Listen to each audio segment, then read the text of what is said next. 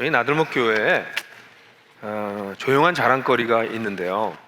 이렇게 우리가 떠들고 얘기할 건 아니지만 오늘은 그 얘기를 좀 해도 될 것 같아요.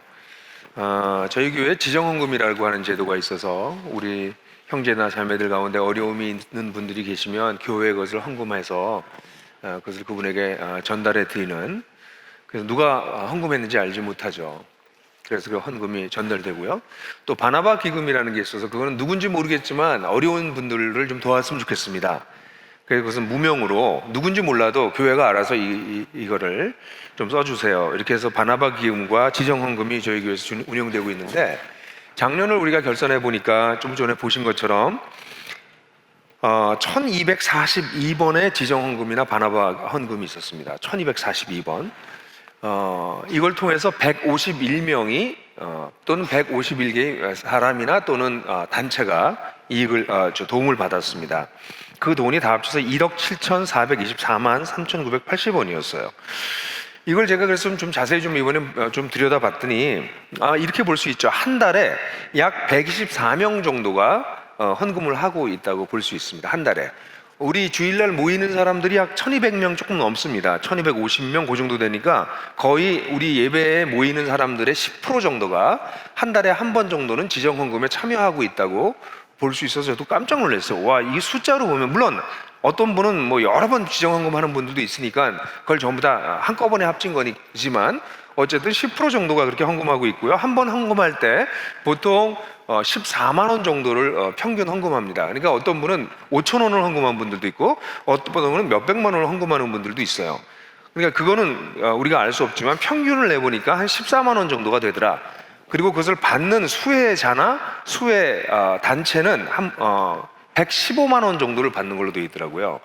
그러니까 대충 보게 되면 어떤 단체나 어떤 한 개인을 위해서 14만 원 정도 헌금하는 사람들이 한 9명, 10명이 모여서 한 단체나 한 분을 도왔다. 대충 그렇게 그냥 산술적으로 기계적으로 계산하면 그런 계산이 나오는 거죠. 전 깜짝 놀랐어요. 우리가 지정헌금이 좀 많다는 건 알고 있었지만 이게 이렇게 자리를 잡았구나. 1200명 정도, 1250명 정도가 예배를 드린다면 그 중에서 거의 10%가 한 달에 한 번은 이 헌금에 참여하고 있구나. 이것을 통해서 굉장히 많은 사람들이 이름 없이 도움을 받고 있구나. 사실 저희가 이번에 이 많은 분들이 그 수혜를 받았지만 그분들 중에서 일부만 지금 이렇게 앞에 나설 수 있는 분들만 했어요. 나서고 싶지 않습니다. 그냥 받은 거에 대해서 좀 그래요. 그래서 감사의 고백을 못 하신 분들이 굉장히 많았지만 이렇게 많은 분들이 참여하는 걸 보고 정말 놀라지 않을 수가 없습니다. 우리 교회에서 돈이 흐르고 있는 거죠.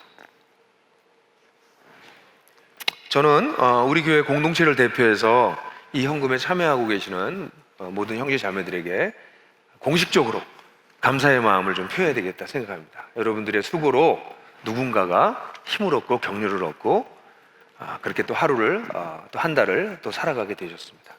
굉장히 감사드리고요. 우리 그분들에게 박수도 한번 쳐볼까요? 네, 감사합니다. 네.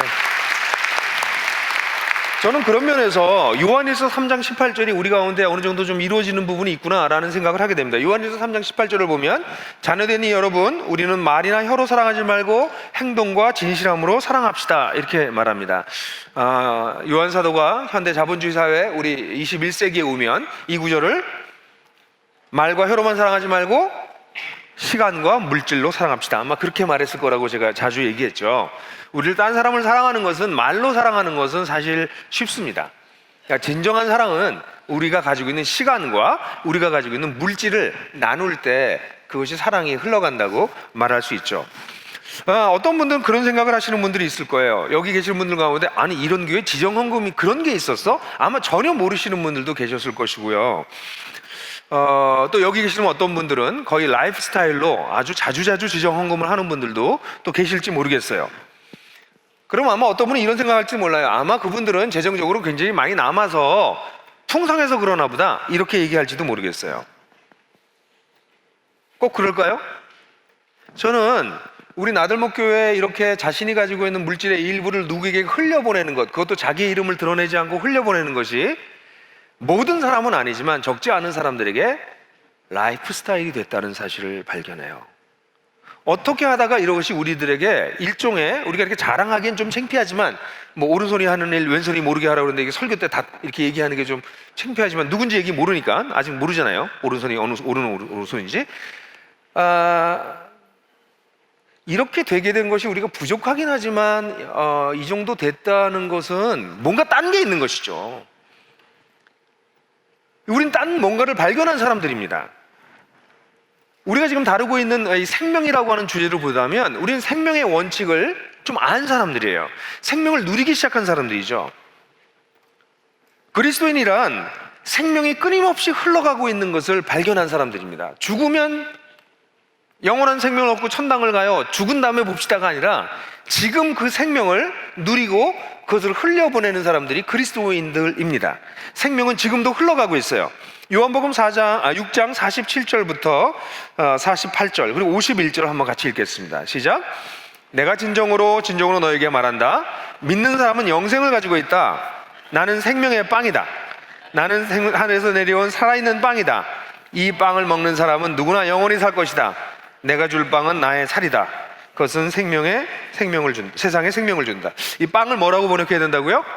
밥이라고 번역해야 된다고 여러분 말씀드렸죠.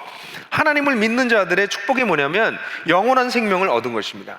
첫 번째 주에 여러분들에게 말씀드렸지만, 이 영원한 생명이란 죽고 난 다음에 얻는 생명이 아니라 이미 시작된 하나님 나라의 생명입니다. 이미 시작된 하나님 나라의 생명. 그래서 그 영생은 이미 우리가 가지고 있지, 나중에 죽고 난 다음에 얻는 것이 아니다라는 이야기를 나눴습니다. 그러니까 하나님을 믿는다라고 하는 것은 지금 그 생명을 가지고 있는 것이고요, 그것의 진정한 의미는 이 빵을 먹는 것을 얘기합니다. 이것은 물론 예수님을 발견해서 이례적으로 예수님을 마음속에 영접하는 그 출발점이 있는 것이지만, 밥이라는 단어가, 아르토스라고 하는 단어가 빵이 아니라 주식이라는 뜻이라는 것을 우리가 나눴고, 그렇기 때문에 주식이기 때문에 우리는 처음 이 예수를 먹기 시작해서, 그래서 우리가 영원한 생명을 얻기 시작했다면 그때부터 이 생명의 밥이신 예수를 주기적으로 매일매일 공급받아서 이 생명을 누리게 된다는 것이 우리 크리스찬의 삶이다 라는 이야기를 나눴었어요.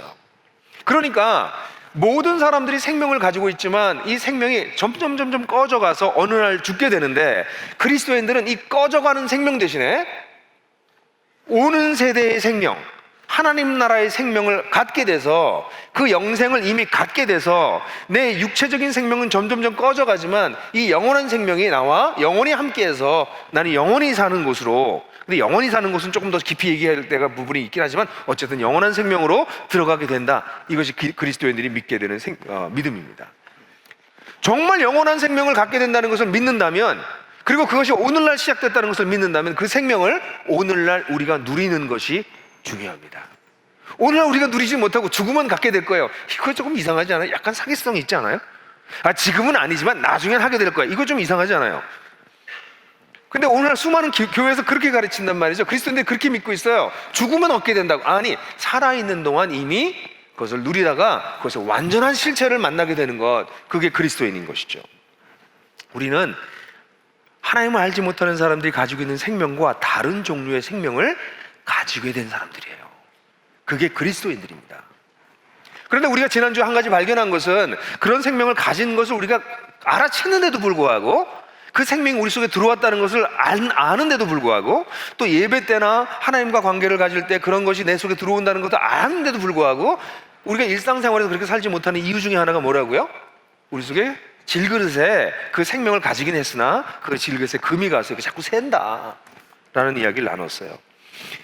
그렇기 때문에 우리는 우리 속에 있는 생명이 더욱더 충만하게 되어서 그 생명이 이 틈들을 메울 수 있도록 하나님의 진리를 깊이 묵상하고, 그 진리가 내 것이 될 수 있도록, 내면화될 수 있도록 하는 것이 필요하다라는 이야기를 우리 나눴어요. 근데 오늘은 거기서 한 걸음 더 나갈 것입니다. 그것은 이 생명을 잘 보면 51절을 보면은 여기 이 51절을 제가 좀 다시 한번 해석해 보면, 뒷부분에 내가 줄 빵은 나의 살이다. 그것은 세상에 생명을 준다. 이 번역이 좀 그렇게 썩 마음에 들지는 않아요. 이 번역 제가 다시 한다면 이렇게 번역할 수 있을 거예요. 내가 주는 밥은, 즉 나의 몸은 세상을 위해 주는 생명이다. 이렇게 하는 게 더 직역을 한 표현입니다. 내가 주는 밥은, 즉 나의 몸, 그것은 세상을 위해서 주는 생명이다. 이 생명은 내 속에만 갇혀 있는 것이 아니라 원래 나 한 사람만 살리려고 주신 것이 아니라 뭐를 위해서 주셨어요? 이 깨지고 상한 세상을 위해서 주신 것입니다. 하나님을 떠나서 죽음을 경험하고 있고 죽어가는 세상을 위해서 이 생명이 주어진 겁니다. 단순히 우리 속에만 존재해서 우리만 살리는 것이 아니라 세상 자체를 살리기 위해서 예수께서 이 땅에 오신 것입니다. 다르게 말하면 이 생명을 우리가 누리고 있다가 이 누리고 있는 생명을 통해서 또 세상을 변화시키고 세상에 그 영향이 흘러가게 하는, 그래서 세상을 살리는 궁극적으로 그것이 예수님이 이 땅에 오신 이유라고 하는 것이죠. 여러분, 그리스도인들은 이걸 알아챈 사람들인 거예요. 이걸 알아채기 시작한 사람들입니다. 하나님의 생명이 우리 죽어가는 세상 속에, 죽어가는 내 인생 속에 들어오셨구나. 그 생명이 내 속에서 시작됐구나. 그 생명이 나를 살릴 뿐만 아니라 나를 통해서 또 세상으로 또 흘러가려고 하는구나. 하나님의 생명은 흐르고 있구나. 그것을 알아채기 시작한 사람들입니다. 그걸 이론으로만 알고 있거나 믿음으로만 고백하는 것이 아니라 알아채기 시작한 사람들이에요. 조금씩 경험하기 시작한 사람들입니다. 그래서 그 생명이 내 속에 들어와서 나를 살리는 것을 경험하면서 이거 뭐지? 왜 내가 이렇게 좀 다른 종류의 인생을 살게 됐지? 그뿐만 아니라 이것은 나만 살리는 것이 아니라 세상을 살리려고 하시는 하나님의 뜻이 여기 있구나. 이런 것을 이제 막 알아채기 시작한 사람들이 그리스도인이라고 말할 수 있어요. 그런데 왜 우리는 이런 생명을 늘 흘려보내지 못하는 걸까요? 물론 지난주에 얘기한 것처럼 우리 속에 여러 가지 깨어진 부분들, 우리가 복합골절이나 복합틈새라고 얘기했잖아요. 여러 가지 깨어진 부분들이 있어서 그 생명이 빠져나가는 면이 있기도 하지만 아주 중요한 원칙 한 가지를 간과했기 때문에 그렇습니다. 그것을 예수님께서는 마태복음 7장 16절, 17절, 18절, 20절에서 말씀하셨는데 한번 같이 읽어볼까요? 시작. 너희는 그 열매를 보고 그들 알아야 한다. 가시나무에서 어떻게 포도를 따며 엉겅퀴에서 어떻게 무화과를 딸 수 있겠느냐. 이와 같이 좋은 나무는 좋은 열매를 맺고 나쁜 나무는 나쁜 열매를 맺는다. 좋은 나무가 나쁜 열매를 맺을 수 없고 나쁜 나무가 좋은 열매를 맺을 수 없다. 그러므로 너희는 그 열매를 보고 그 사람을 알아야 된다. 나무가 어떤가에 의해서 열매가 결정된다는 아주 단순한 진리입니다. 그렇다면 내가 생명을 가졌는데도 불구하고 나에게서 생명이 흘러나가지 않는다면 내가 아직 좋은 나무가 아닌 것인가? 이 본문에서 그렇게 얘기하는 것처럼 보여져요. 근데 여기 한 가지 중요한 것은 우리는 어떤 사람들이냐면 나쁜 나무가였는데 원래 좋은 나무로 바뀐 사람들입니다. 그리스도인들은 세상의 모든 사람들과 같이 열매를, 하나님 없는 열매를 낼 수밖에 없었던 사람들인데 하나님의 생명이 들어오고 난 다음에 그 생명으로 말미암아 다른 종류의 열매를 맺을 수 있도록 만들어진 존재가 우리예요.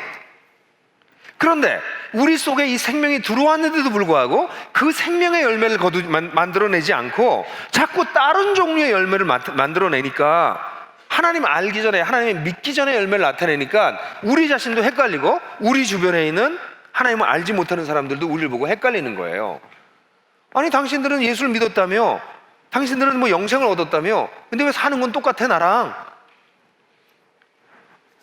오늘날 그리스도인들에게 아주 중요한 것은 우리가 변화된 존재이고 다른 나무가 되었다는 것을 알 뿐만 아니라 다른 나무로 바뀌었기 때문에 그에 따른 새로운 원칙으로, 새로운 삶의 방식으로 인생을 살아야 된다는 것을 아는 것이 그리스도인들에게 필요합니다. 사도 바울은 이것을 설명하기 위해서 로마서에서 굉장히 많은 지면들을 할애해서 설명하고 있지만 저는 오늘 7장에 있는 구절만 좀 살펴보려고 그래요. 사도 바울이 뭐라고 얘기하나 봅시다. 로마서 7장 4절 5절을 같이 읽겠는데요, 같이 한번 읽어봅시다. 시작. 나의 형제자매 여러분, 그러므로 여러분도 그리스도의 몸으로 말미암아 율법에 대해서 죽임을 당했습니다.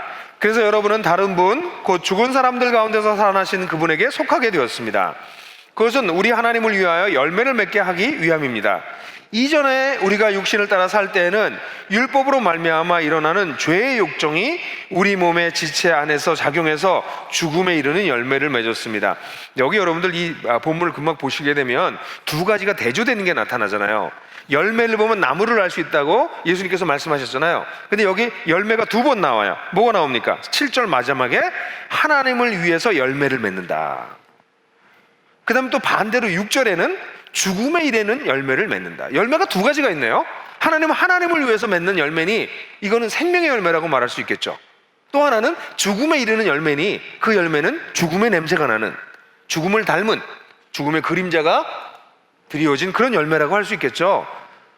여러분 보시는 것처럼 우리는 두 가지 열매를 낼 수 있는 사람이었는데, 이전에는 죽음에 이르는 열매를 냈는데 이제는 하나님을 위해서 열매를 맺는 존재로 바뀌어졌다라고 사도 바울이 얘기하고 있어요. 이걸 조금 더 자세히 살펴보게 되면, 우리가 여기 율법에 대한 얘기를 하고 있는데요, 이 얘기는 좀 깊이 들어갈 수는 없을 것 같아요. 근데 율법이라고 하는 건 여기서는 구약의 율법을 얘기하지만 이걸 율법 정신이라고 조금 더 확대해서 충분히 얘기할 수 있습니다. 이건 뭐냐면, 율법은 이러이러한 것을 행하면 살 수 있고, 이러이러한 걸 하면 구원을 받을 수 있고, 이러이러한 걸 하면 하나님께서 너를 이뻐하실 거야 라고 생각하는 것이 율법이고, 율법적 정신이고, 율법적 사고예요.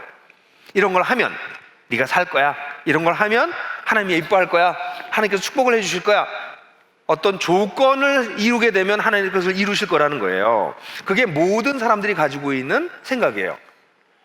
착하게 살면 복 받을 거야, 나쁜 짓 하면 벌 받을 거야, 뭐 이런 것들이 율법적 사고라고 말할 수 있어요. 그런데 내가 그러면 생명을 좀 내야지, 생명의 열매를 만들어내야지, 생명이 좀 흐르게 해야지, 그렇게 애쓴다고 해서 생명이 얻어지지 않는다는 것이에요. 그 율법을 통해서는, 율법으로 말미암아서는 도움이 되지 않는데, 예수를 믿는 것으로 말미암아 우리는 이 율법이 아니라 누구에게 속하게 됐냐면 예수 그리스도께 속했다는 것입니다. 예수 그리스도가 어떤 분이세요? 죽은 사람들 가운데서 살아나신 분. 여기 굉장히 중요한 표현이죠. 예수님에 대해서 여러 가지로 표현할 수 있어요. 하나님 우편에 앉아 계신 분, 이렇게 설명할 수도 있어요. 세상을 사랑하시는 분, 이렇게 얘기할 수도 있어요. 근데 여기서 사도 바울이 택한 표현을 잘 보세요. 뭐라고 표현하고 있어요? 죽음에서 살아나신 분. 다시 말해서 생명을, 완전한 생명을 누리고 계신 분께 우리가 속했다는 거죠. 우리가 착한 일을 하고 생명에 관련된 선한 일을 해야 그것이, 그런 열매가 나오는 것이 아니라, 우리가 누구에게 속했어요? 예수께 속했어요. 예수는 누구예요? 생명이세요. 죽은 자 가운데서 살아나신 분. 거기에 우리가 소속됐다라고 하는 것을 바울이 얘기하고 있는 것이죠. 그렇기 때문에 이전에는 우리가 육신을 따라 살았기 때문에 우리 속에 있는 이 생명을 따라 살지 않고, 육신이라고 하는 것은 죄된 성품이라고 말할 수 있어요. 우리 영어 성경에 sinful passion이라고 번역했어요. 죄를 일으키고자 하는 욕망, 그것을 따라 살았으나 이제는 우리가 누구에게 속했어요? 그리스도께 속했어요. 그래서 우리가 그리스도께 속해서 살게 되면 우리가 어떤 열매를 맺어요? 생명의 원천이신 그분께 잇대어서 살게 되면 어떤 일이 벌어져요? 우리가 하나님을 위한 살아있는 생명의 열매를 내지만, 우리가 하나님을 믿기 전처럼 그냥 나 중심적으로, 자기 중심적으로 죄된 성품을 따라 쫓아 살면 어떤 열매가 맺는다고요? 죽음에 이르는 열매가 맺게 된다고요. 그러니까 여기 굉장히 중요한 것을 사도 바울이 얘기하고 있는 것이죠. 우리는 하나님을 위해서, 하나님을 위한 열매, 곧 생명을 흘러가게 하는 삶을 살도록 새 창조된 존재예요. 여기서 여러분이 아멘 하셔도 되는데 오늘 좀 참으셔도 돼요. 이게 얼마나 놀라운 말입니까? 우리는 원래 나쁜 나무였어요. 우리는 아무리 애를 써도 좋은 열매를 맺을 수 없는 나무들이었어요. 근데 우리가 예수님 덕에, 예수님께 속함으로 말미암아 하나님의 생명이 우리 속에 차 있을 뿐 아니라 이것이 흘러넘쳐서 하나님을 위한 열매를 맺을 수 있는 그런 새로운 존재가 되었다는 것을 사도 바울은 얘기하고 있는 거예요. 우린 그래서 예수께 속한 존재가 된 것이에요. 그런데 이 예수께 속한 존재로서 사는 것이 아니라, 예수를 모를 때 그냥 나의 욕심에 따라서 내 중심적 사고에 의해서 살아가던 삶의 방식을 그대로 유지하게 되면 생명의 열매가 맺혀지는 것이 아니라 과거에 맺던 죽음의 열매가 그냥 흘러나온다는 것이에요. 하나님의 생명은 지금도 흐르고 있고, 그 생명이 우리를 통해서 세상으로 흘러나가기를 원하시고, 우리에게 충만하게 되고 세상으로 흘러나가기를 원하시지만, 우리가 예수께 속한, 생명의 원천이신 예수께 속한 삶의 방식을 따르지 아니하고 예수 믿기 전의 삶의 방식을 그대로 유지하면 우리도 세상에 하나님을 알지 못하는 사람들하고 똑같다는 것이에요. 다를 바가 없다는 것이에요. 그래서 크리스찬 라이프라고 하는 것은 내가 예수께 속한 것이 이론이나 그냥 신앙의 고백이 아니라 예수께 속해서, 그 어떤 예수? 죽음에서 부활하신 생명의 원천이신 예수께 속해서 그 생명이 나를 채우고 나를 통해서 흘러나가는 실제를 경험하는 것이 그리스도의 삶이에요. 말로 하는 것이 오늘날 문제예요. 많은 그리스도인이 말만 해요. 그러니까 영생도 죽고 난 다음에 얻는다고 얘기하는 게 편해요. 지금 얻고 있으면 그럼 그 영생은 어떻게 된 건데 당신은? 그 영생이 왜 당신을 변화시키지 않는데? 라고 사람들이 금방 물어볼 거예요. 많은 그리스도인들이 어쩌면 영생을 죽은 다음에 얻는 거라고 해버림으로써 세상 사는 건 또 그냥 똑같이 세상 사람들이랑 살아 라고 합리화를 시키는지 모르지만, 성경에서는 그 영생이, 하나님 나라의 생명이 다가올 시대에, 오는 세대의 그 생명이 우리 속에 이미 들어왔다 라고 얘기하고 있어요. 그 생명의 원칙 두 가지를 여러분 살펴봤어요. 하나는 첫 번째 뭐였죠? 생명은 끊임없이 지금도 흘러가고 있다. 그리고 생명의 원천, 어디에다가 그 뿌리를 두느냐에 따라서 다른 존재가 되어서 다른 열매를 맺는다 라는 얘기를 나눴어요. 근데 재밌는 것은 한 가지 더 원칙이 있어요. 그것은 이 생명은 많은 사람 생각할 때 그럼 가득 채우고 난 다음에 그 다음에 보내야 되는 거겠군요. 그러니까 수신제가 치고 평천하는 아니어도 내 속에 생명이 가득 차이게 흘러나가겠군요, 이렇게 생각하는 사람들이 있어요. 근데 성경의 이 생명의 원칙들을 살펴보면 하나님 또 다른 종류의 원칙을 우리에게 얘기해 주시는 것이 있는데, 그것이 누가복음 6장 38절이에요. 한번 같이 읽어볼까요?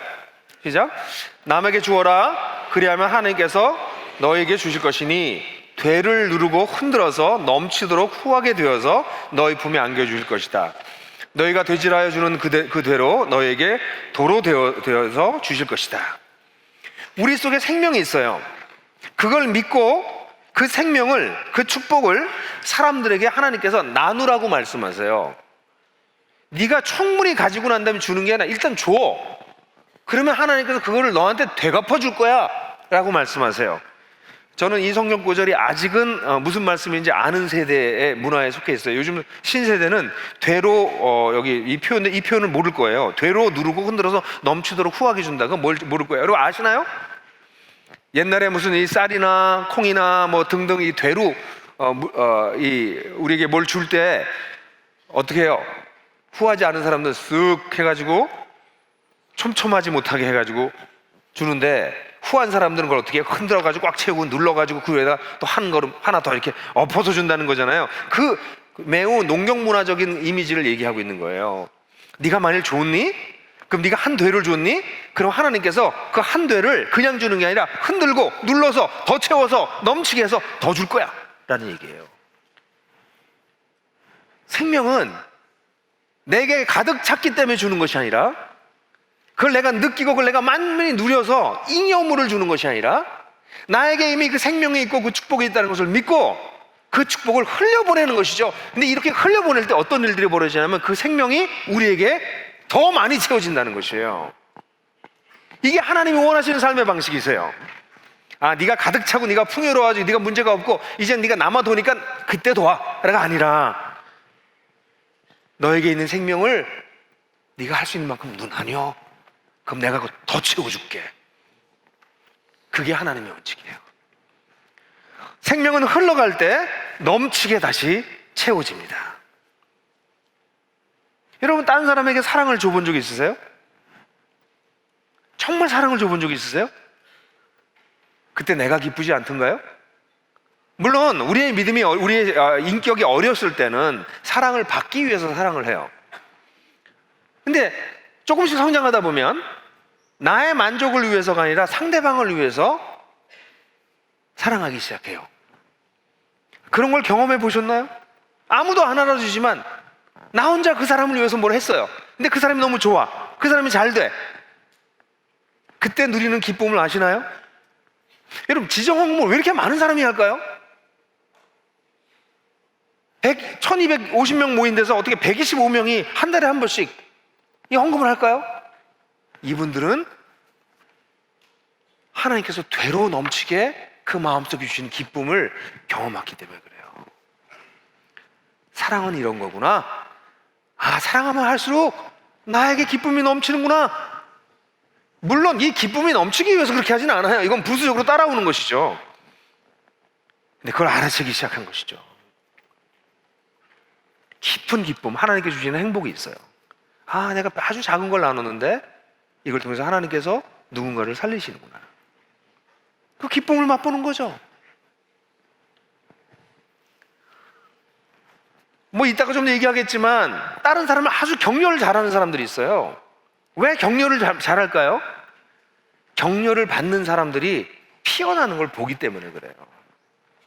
아, 이게 흘러가는 뭐가 있구나. 내 속에 또 뭐가 채워지는구나. 그래서 내가 소진돼 버리는 것이 아니라 원래 이상하죠? 이거 되게 이상한데? 아니, 나갔으면 이거 없어지는 거야. 마이너스가 된 거 아니야. 아, 근데 약간 플러스가 되는데 이건 뭐지? 이런 것들을 경험하기 시작하는 것이죠. 그게 하나님의 생명의 특징입니다. 비우면 채워지는 것. 그래서 예수 그리스도께서도 그 높은 자리에서 자신을 비워서 낮은 곳으로 오셔서 자신을 완전히 비워서 우리를 주셨습니다. 그러고 말미암아 우리 모두를 살리시고 예수는 어떻게 되셨어요? 하나님의 우편으로 승귀하셨어요. 올라가셨습니다. 더 높은 곳으로 올라가셨어요. 그러려고 그렇게 한 것이 아니에요. 그러나 이것이 하나님의 생명의 원칙입니다. 주는 것만큼 하나님께서 채우신다. 실제로 이건 뭐 너무 흔한 사실 간증이긴 해요. 그리스도인들 가운데 수많은 사람들이 물질을 잘 나누는 사람들이 오히려 수입이 더 많이 생기는 것을 보게 돼요. 그냥 이건 일반적인 생각이에요. 하나님이 이렇게 하나님의 물건, 하나님께 가지고 있는 모든 재화를 디스트리뷰트 하고 계시다고 이렇게 쭉 나누고 있다고 사람들에게. 근데 누구한테 잘 나눠줄 것 같아요? 그것을 청지기로 그걸 자기보다 더 어려운 사람들에게 나눠주려고 하는 사람들에게 얘는 믿을 수가 있네 하고 맡길 거 아니에요. 근데 주면 줄수록 자기만 위해서 쓰는 사람은 하나님께서 계속 주시지 않아요. 이건 굉장히 중요한 얘기예요. 자기에게 굉장히 많이 주는데 나는 다른 사람 위해서 안 써. 근데도 계속 많아져. 그건 저주예요. 여기 약간 웃을 수도 있지만 심각하게 약간 그 공포감을 느끼면서 웃으셔야 돼. 왜냐면 하나님이 약간 포기한지도 몰라요. 물질에 취해 살도록 그냥 쟤는 안 되겠다. 불의한 방법으로 계속 소득이 올라가는 걸 내버려 둬야 되겠다. 저러다 한번 깨져야지. 하나님은 세상에 있는 모든 재화를 컨트롤하고 계세요. 그걸 우리들에게 디스트리뷰트 한다고. 그러니까 우리가 하나씩 배분하신다고. 누구에게 배분하시겠냐고요? 이걸 흘려보내는 친구들에게 배분하시죠. 그러니까 비즈니스를 하는 사람들이 그걸 알아요. 어떤 목적을 가지고 비즈니스를 하느냐에 따라서 이상하게 우리 비즈니스가 잘 되네. 세상에 흘려보내기 위해서. 물론 이게 좀 모든 면에서 다 맞는 건 아니에요. 또 여러 가지 다른 변수들이 있으니까. 그러나 하나님께 이것이 일반적인 원칙이에요. 하나님은 흘려가길 원하시기 때문에 그래요. 특별히 부족할 가운데 나눌 때 하나님께서 세우시는 것을 경험해요. 이 간증은 굉장히 많아요. 이런 간증들 주변 사람들에게 물어보십시오. 그리스도인들 가운데 이런 간증들이 있는 사람들 참 많아요. 나도 부족한데 나보다 더 어려운 사람을 봤어. 그래서 나의 부족한 거지만 내가 좀 더 참고 이거 그냥 나누자. 나눴더니 하나님 또 딴 데서 날 넣어주셔. 이런 식의 간증들은 그리스도인들이 사실 너무 흔한 간증이에요. 사실은 뭐 최근에 봤던 유명한 사람 얘기를 하죠. 헨리 누엔이라고 하는 사람이 아시죠? 우리 영성가인 헨리 누엔이 모금의 영성이라고 하는 책 아주 얇은 책을 하나 낸 게 있어요. 근데 Spirituality of Fundraising 이라고 하는 책이 하나 최근에 번역돼서 나왔는데, 그냥 그래서 이렇게 앞에 보니까 서문에 자기가 어디 가서 강연을 하는데 자기 책을 팔고 있어서 이거 봤대요. 그랬는데 어떤 분 한 분 보니까 너무 이제 집으로 돌아갈 비행기표가 없어서 힘들어하고 있는 어떤 분을 만나서 자기가 200불을 거기서 나온 돈 200불을 줘서 비행기표를 사서 보냈대요. 그랬더니 그날 집회가 끝났는데 누가 자기에게 200불짜리 수표를 가져왔다. 뭐 이런 식의 예화는, 이런 식의 간증들은 적지 않아요. 이런 것 뒤에 누가 계실까요? 하나님이 계세요.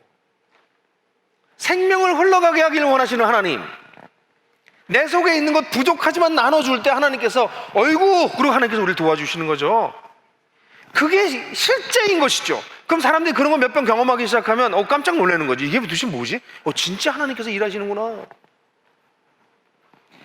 물론 하나님 일하나 안 하나 보려고 이런 걸 노리고 하시진 마세요.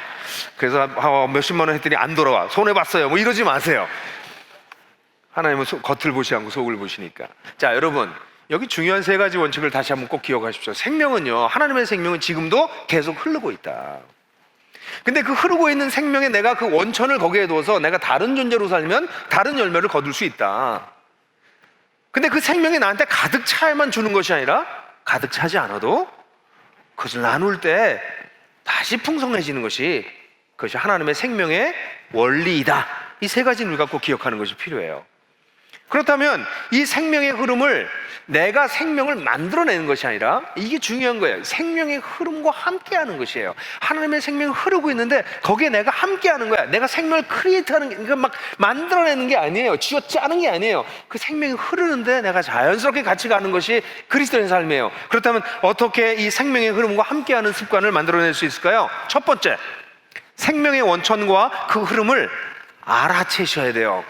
기독교를 말로 고백하는 종교로 만들지 마세요. 말로 고백하는 것은 매우 중요하나 말로 고백하는 것을 체험하고 누리는 것이 기독교예요. 생명의 원천과 그 흐름을 알아채셔야 돼요. 이게 무슨 말이에요? 이것을 사도 바울은 로마서 8장에서 굉장히 잘 표현한 적이 있어요. 8장 6절 한번 볼까요? 같이 읽죠. 시작. 육신에 속한 생각은 죽음입니다.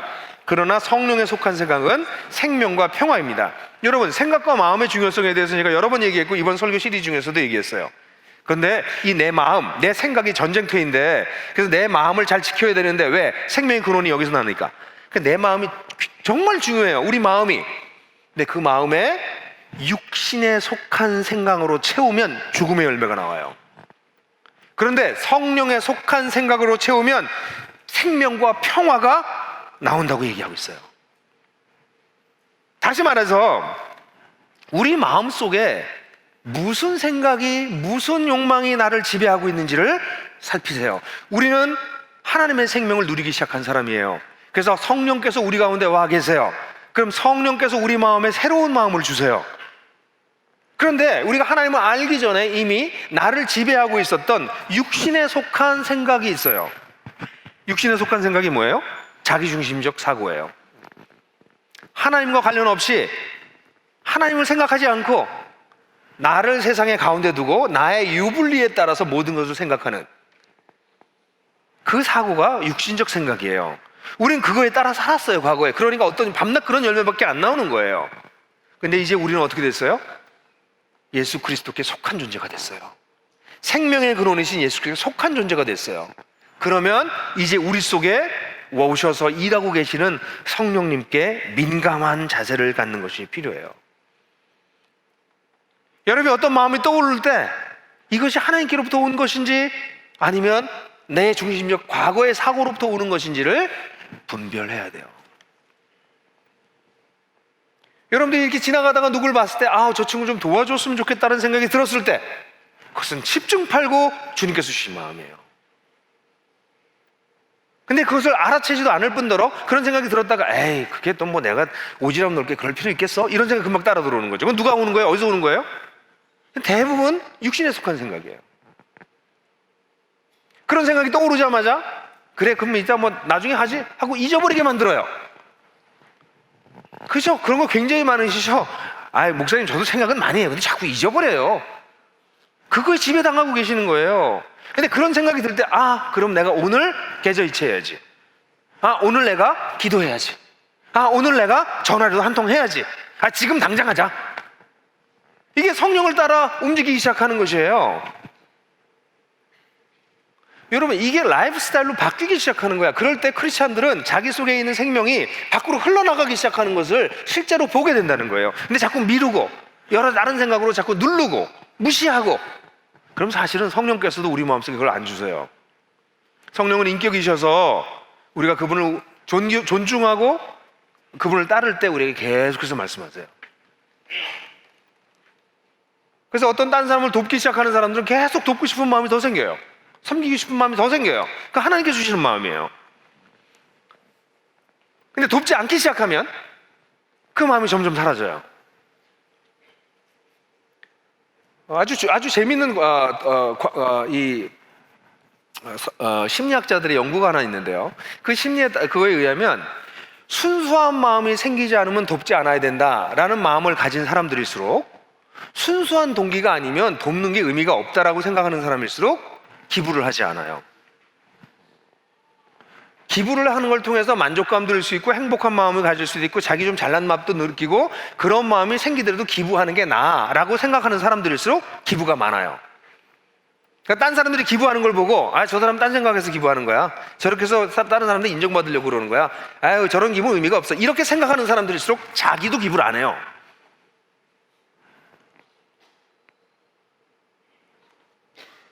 여러분, 우리 마음속에 하나님께서 어떤 마음을 주셨을 때 그거가 순수할까?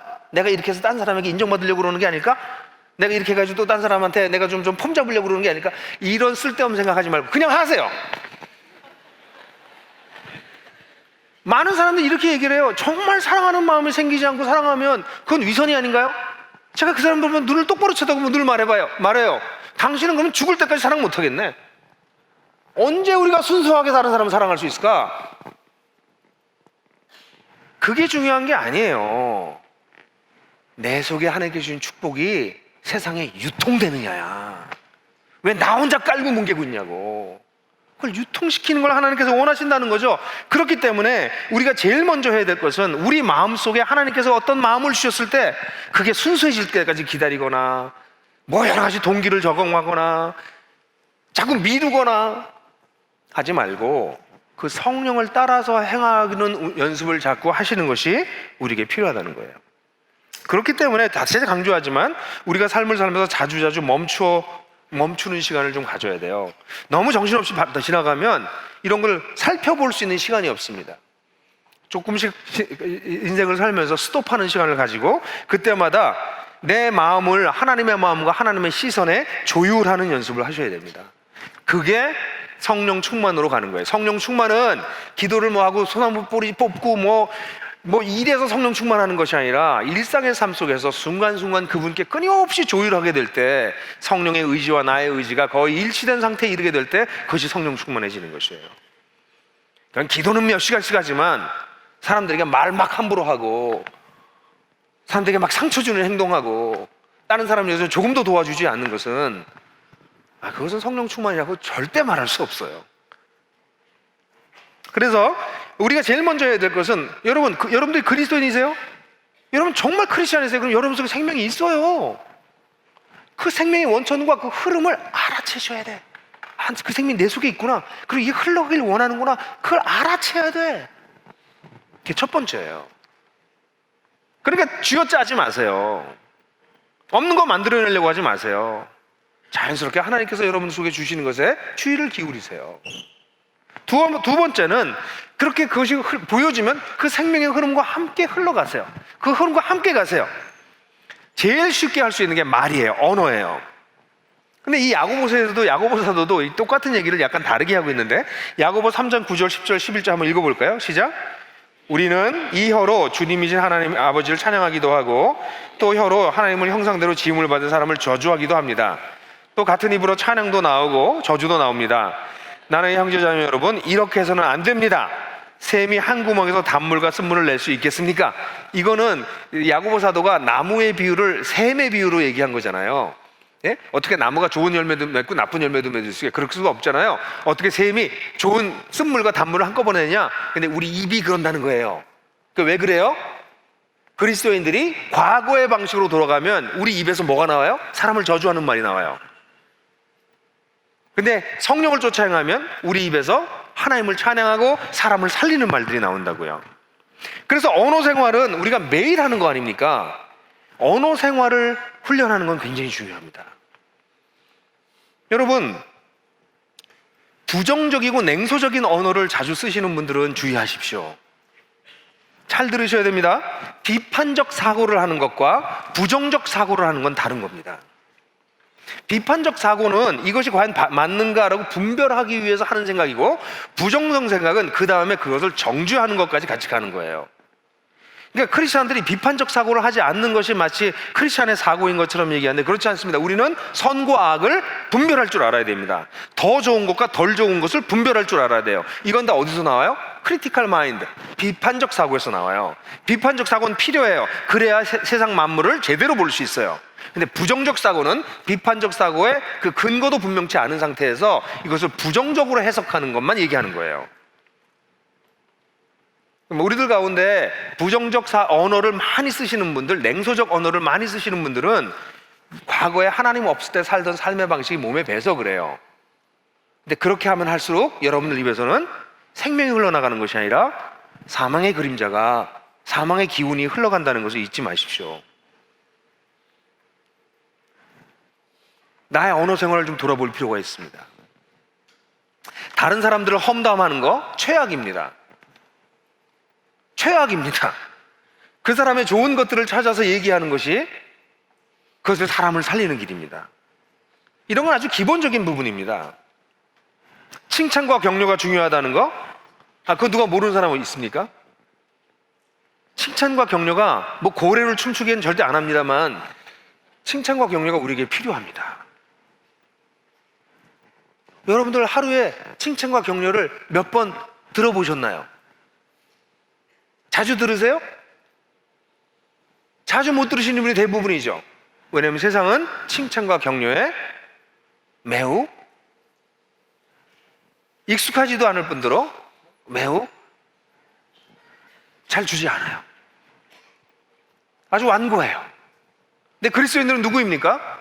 격려하는 사람이에요. 제가 오래전에 설교 때 격려의 의미를 얘기할 때 이렇게 얘기한 적이 있어요. 격려가 뭐예요? 하나님의 싹을 발견하고 그 생명의 싹을 격려하는 것이, 그 생명의 싹을 북돋워 올리는 것이 격려다, 그런 얘기했어요. 없는 걸 얘기하는 것이 아니에요. 그 속에 있는 뭔가 가능성을 보고 그것을 축복하고 그것을 살아날 수 있게 도와주는 게 격려죠.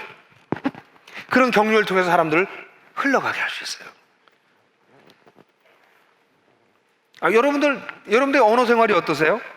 이 말을, 입을 통해서 사람을 살리는 말을 많이 하나요? 사람을 죽이는 말을 많이 하나요? 우리 부모님들 계십니까? 우리 아이들에게 어떻게 하셔야 됩니까? 이거 어려운 거지만 9번 칭찬하고 1번 정도 뭘 지적하라고 얘기를 합니다. 근데 대부분 거꾸로죠. 9번 지적하고 어쩌다 1번 칭찬하는 거죠. 아이들이 죽어가는 거죠.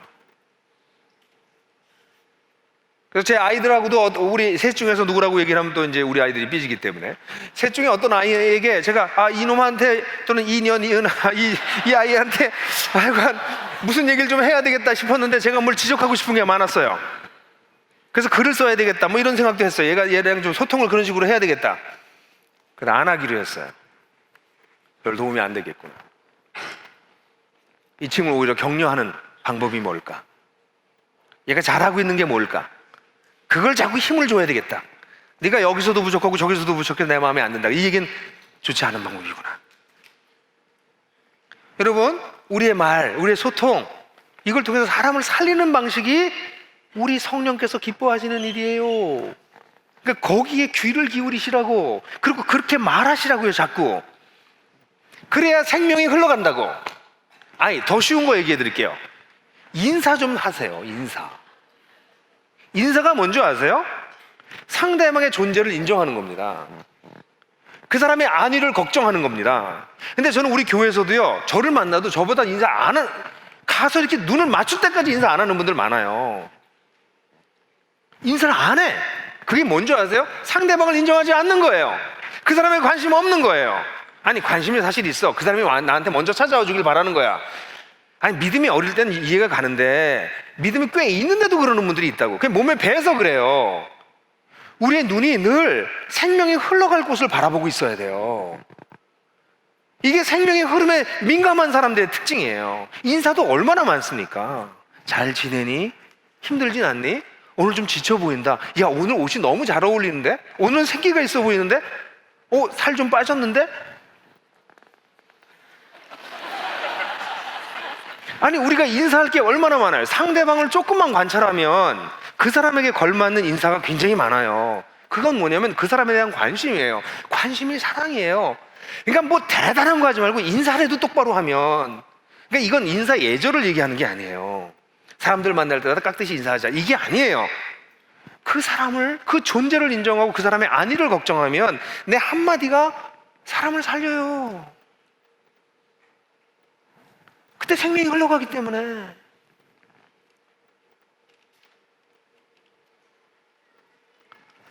특별히 힘들고 지쳐 있는 사람들에게는 그 진심 어린 한마디가 숨 쉴 약간의 공간을 만들어줘요. 그래서 살리는 건 아니어도 숨을 한 번 더 쉬게 만들어줘. 꼭 에어포켓 같아. 예? 정말 질식해서 이제 다 죽어가는데 거기 에어포켓 같아. 그게 우리 말 한마디에 그 작은 인사 굉장히 중요한 거죠. 그런데 이런 얘기를 듣다 보면 그러니까 이제 우리가 언어를 통해서 자꾸 이렇게 말하는 걸 잘해야 되겠구나로만 생각하실지 모르지만 반대쪽도 있어요. 언어의 또 하나는 들은 거예요. 잘 듣는 것, 상대방 상황을 잘 들어주는 것, 그걸 통해서도 놀랍게 생명이 흘러요. 제가 잘 못하는 부분이긴 하지만 그래서 열심히 연습을 꾸준하게 하고 의지적으로 노력하지만 이 듣는 게 잘 안 되시는 분들은 성령님께 좀 더 민감하려고 애써야 될 거예요. 내가 할 말이 너무 많아서 상대방을 보지 않기 때문에 생명이 흐르지 않고 가두어지는 것이죠.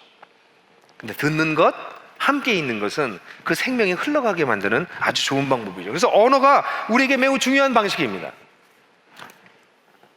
근데 말로만 하지 말고 그 다음에 우리에게 필요한 게 뭐예요?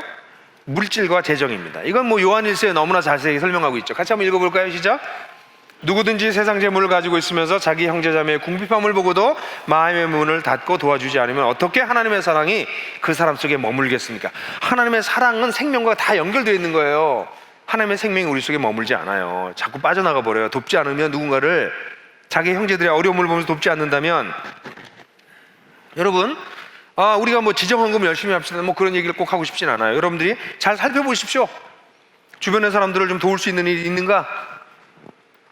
그냥 10,000원, 커피 한 잔보다 뭐 요즘 커피 한 잔도 뭐 10,000원 가까이 하는 것들도 있잖아요. 커피 한 잔 안 마시고 누구 돕는 것, 그게 10,000원이 별거 아닌 것 같지만 그게 사랑이에요.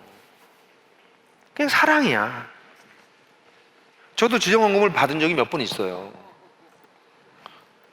좀 많았으면 좋겠어요. 하지 마세요. 저한테 제가 이 얘기를 듣고서 여러분들 하라고 하는 얘기는 아니에요. 근데 저도 지정헌금을 받았을 때 그 양이 많지 않았지만 아주 작은 돈이었지만 저 너무 감사했어요. 누군가 나를 생각하고 사랑하고 그 마음을 나눠줬다는 거. 목사님 사모님이랑 식사 한번 하세요 뭐 이런 표현이에요. 너무 감사하죠. 여러분 이렇게 물질을 나누는 연습을 하십시오. 우리 나들목 교회에서 우리가 여러분들이 헌금을 하시면 여러분들 청지기 헌금 하는 거 우리가 계속 강조하고 있잖아요. 근데 우리가 청지기 헌금으로 11조 헌금에서 청지기 헌금으로 이걸 바꾸고 난 다음에 아직 그 효과가 충분하진 않습니다. 우리가 생각한 것만큼 우리 성도들의 헌금하는 이 훈련이 청지기적으로 더 바뀌지는 않았다고 생각돼요. 기대했던 것보다는 못 미칩니다. 그럼에도 불구하고 우리 교회는 여러분들이 아시는 것처럼 4대 3대 3의 비율로 우리 인건비사, 사역비 3, 그 다음 대외지원금, 그래서 우리가 냈던 헌금에서 우리 교회 바깥으로 경상비가 아니고 인건비나 경상비 또 사역비가 아닌 사람을 돕는 데 쓰는데 30%를 씁니다. 그러니까 그게 우리가 여러분들이 헌금하시면 30%는 그렇게 가는 거예요.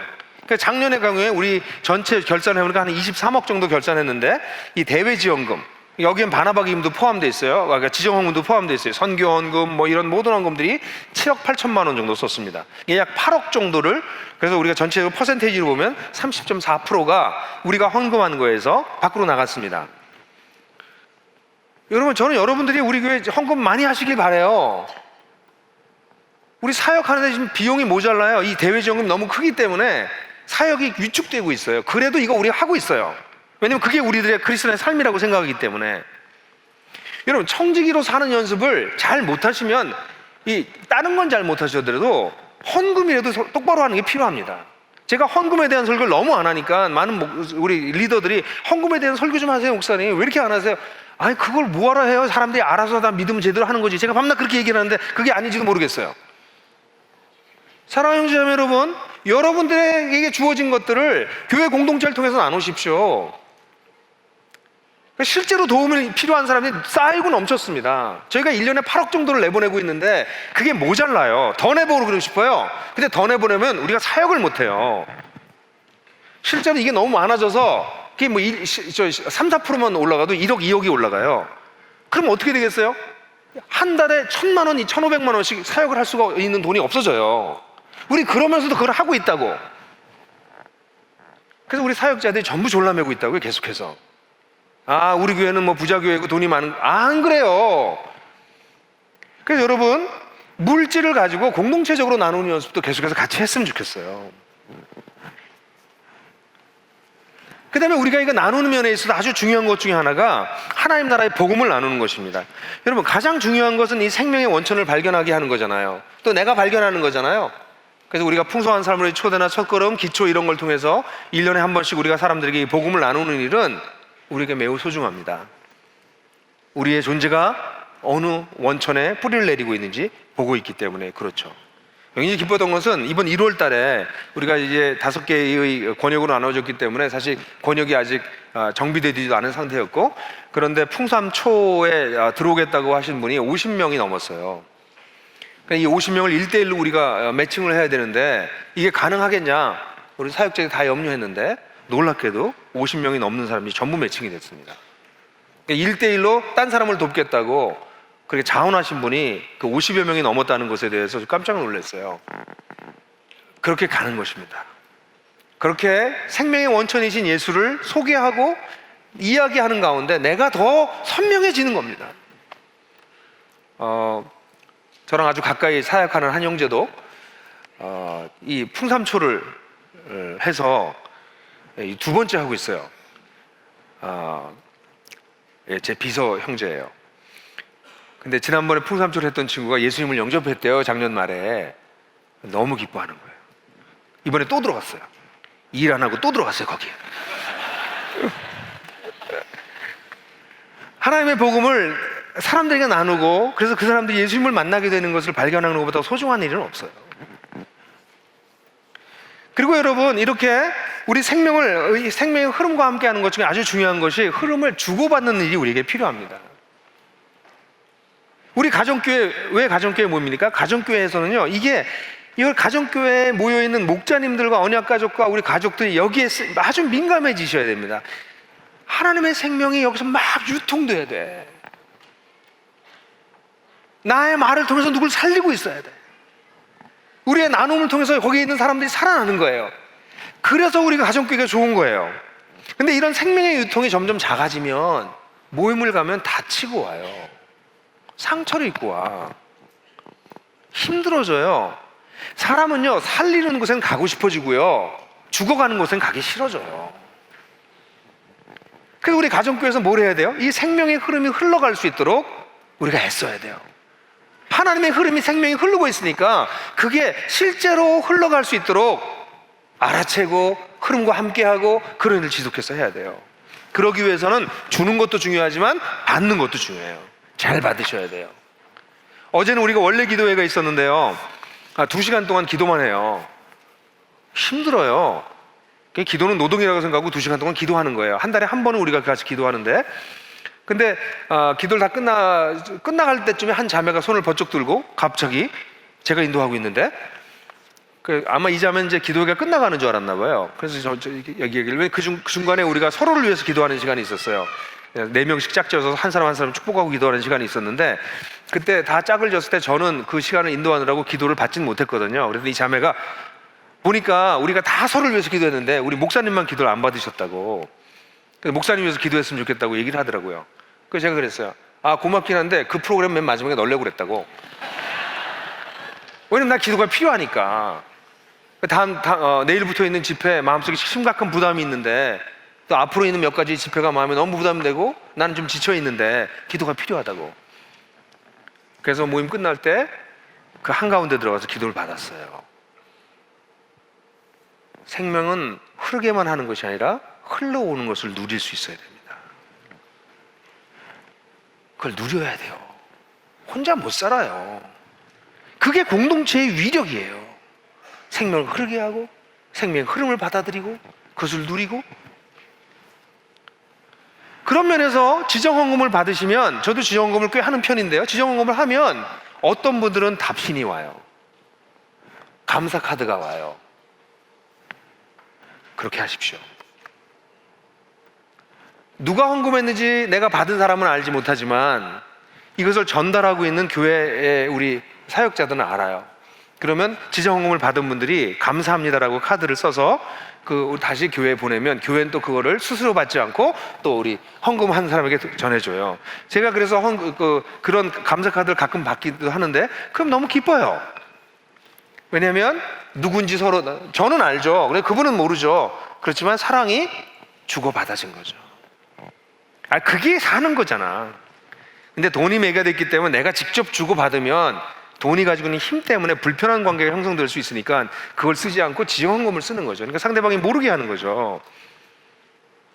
주고받는 것, 생명의 흐름이 유통되는 것, 그게 우리들의 삶이에요.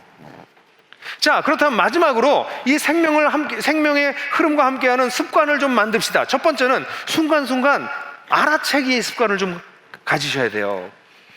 여러분께서 이걸 마음속에 좀 가지고 내 속에 생명이 있구나, 그리고 이 생명이 흐르려고 하는구나, 흘러가길 원하는구나 라는 것을 의식하고 이걸 알아채려고 자꾸 노력하세요. 순간순간.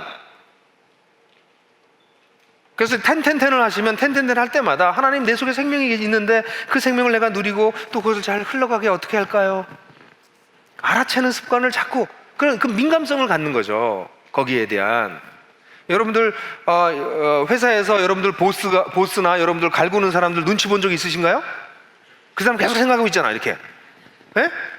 그거 대신에 생명을 자꾸 눈치 보라고, 내 속에 있는 생명을 자꾸 생각하라고, 그 흐름에 대해서 예의주의하고 보시란 말이에요.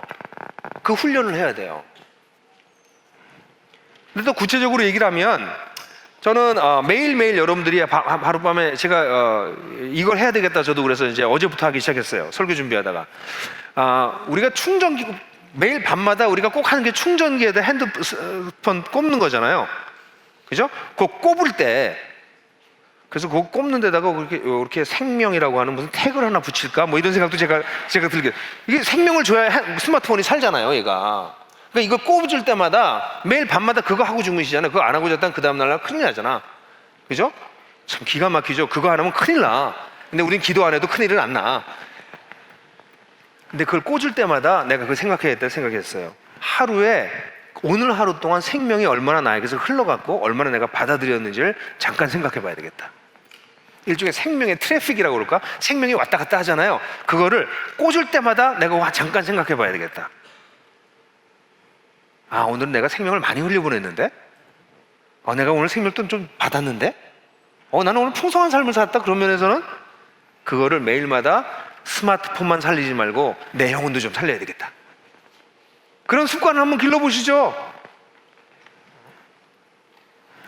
저는 매달마다 저의 재정을 점검해요.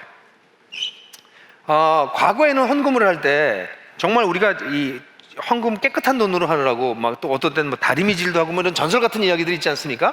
근데 요즘은 계좌 이체를 해가지고 너무 기계적으로 쑥쑥 날아가 버리니까 내가 헌금을 하는지를 이 의식이 없어지더라고요. 그래서 제가 하는 방법은 한 달에 한 번씩 홈페이지에 가서 재정에 대해서 기도할 때 한 달에 한 번 정도 하려고 그러는데 잘 안 되더라고요. 한 2달에 한 번은 보통 하는데 홈페이지에 가서 제 헌금 상태를 살펴봅니다. 우리 나들 먹고 이거 선명하게 내가 헌금 얼마 했는지 다 할 수 있잖아요. 한 가지 불편한 거는 핸드폰을 넣어가지고 인증번호를 받아야 되는 불편함이 있지만, 인증번호를 쓸 때 보면 우리 교회가 굉장히 프로페셔널해졌는데 뭐 이런 생각이 좀 들긴 해요. 인증번호를 넣어야지 자기 자료를 볼 수 있어요. 근데 여러분 그 자료를 보십시오. 저는 가능한 한 모든 헌금은 아니지만 제가 할 수 있는 헌금은 다 교회를 통해서 하려고 해요. 왜냐면 제가 정리가 되니까. 그래서 한 달에 한 번씩 들어가 보면 내가 누구누구를 도왔구나, 그리고 내가 이번 달에 얼마 정도의 지출을 했구나, 이런 게 보입니다. 양이 중요한 게 아니라 내 마음이 얼마나 흘러갔느냐가 아마 횟수가 저에겐 더 중요하지 않을까 싶어요. 얼마나 많은 양을 했냐보다는 내가 얼마나 많은 사람들에게 내 마음을 실제로 나눴나. 그게 우리 홈페이지에 가면 그대로 나와요. 그래서 저는 한 달 또는 2달에 한 번씩은 들어가서 보고 1년에 한 번씩은 그 전체 자료를 한번 다시 뽑아봐요. 전체적으로 다시 한번 봐요. 얼만큼 내가 어떻게 나의 재정을 썼는가 하는 것을. 이런 습관을 기르십시오. 나의 생명이 어떻게 흘러들어오고 어떻게 흘러나가는가를 계속해서 점검하는, 그러면서 내 주변의 많은 사람들이 내 속에 계신 예수로부터 말미암은 그 생명이 딴 사람에게 흘러가는 것을 경험하고 누리는 그런 인생을 추구하십시다. 사랑하는 교제자매 여러분, 인생은요 결국 내 평생 흘려보내는 것의 총합입니다. 내 인생이 뭐냐? 내가 흘려보낸 것들의 총합이에요. 근데 그 흘려보낸 것 중에서 생명도 있겠지만 죽음에 가까운 것들도 있을지 몰라요. 뭐를 흘려보내고 사십니까? 여러분은 어떤 나무가 되셔서 어떤 열매를 흘려보내고 계십니까? 우리 인생은 결국 무엇을 흘려보내는가 하는 습관을 어떻게 가졌는가가 우리 인생이 돼요. 저는 오늘 우리 여기 함께 예배드리는 우리 모든 형제 자매들이 하나님께서 흘려보내시는 그 생명에 민감하고 그 생명을 내 속에서 누리고, 그래서 그 생명을 흘려보내고 또 흘러오는 것을 받고 그러는 것이 우리의 삶의 스타일이 되는 그런 놀라운 인생을 함께 살게 되기를 간절히 소원합니다. 우리 같이 1분 동안 침묵하고 하나님께서 우리에게 주신 말씀이 무엇인지 묵상하도록 하겠습니다.